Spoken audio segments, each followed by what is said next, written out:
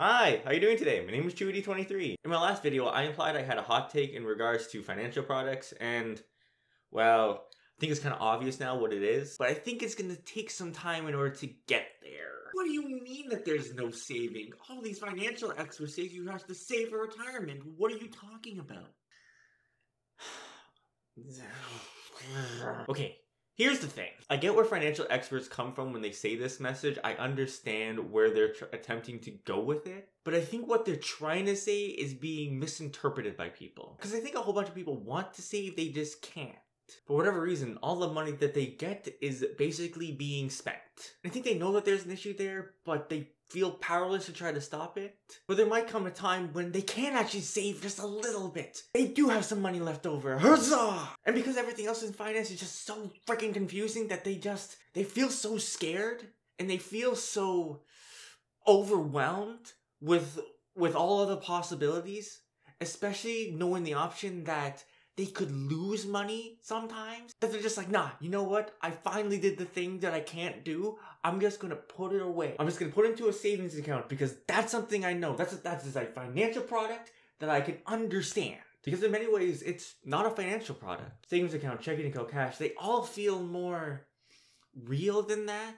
It's like the term financial product makes you think of some sort of sleazy, underhanded manipulation that Canary Wharf people do. But the thing is, at one point in time, all these three were something like that. It's kind of like indoor plumbing. We're so used to these technologies that we don't really think of them as a new technology. But here's the thing, any money that goes towards a savings account, by definition, you have said that you are not going to use that for anything else. But because the money in the savings account isn't actually dropping, we kind of trick ourselves into believing that that money is growing sufficiently. But it isn't, and I'm sure we can all think of a whole bunch of different examples for that. I mean, the anecdotal evidence I have is that once upon a time, a person in my family was able to purchase a house for $10,000, and that's how much I'm going to be spending money on my teeth in the next little bit. That's the thing about time and money. Money isn't constant across time. That's kind of the thing about investing that I didn't really talk about in my last video. And so the definition of what does it mean to be richer kind of gets played with at long scales. What's a long scale in this case? 40, 50, 60, 70,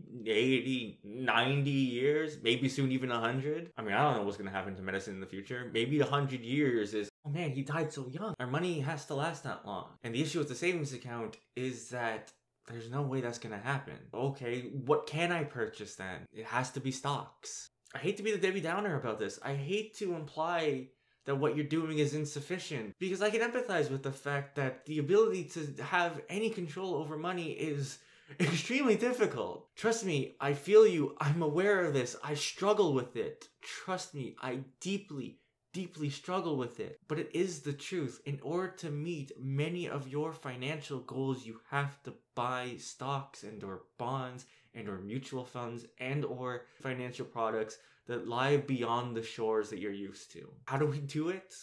We'll save that for next video. Peace.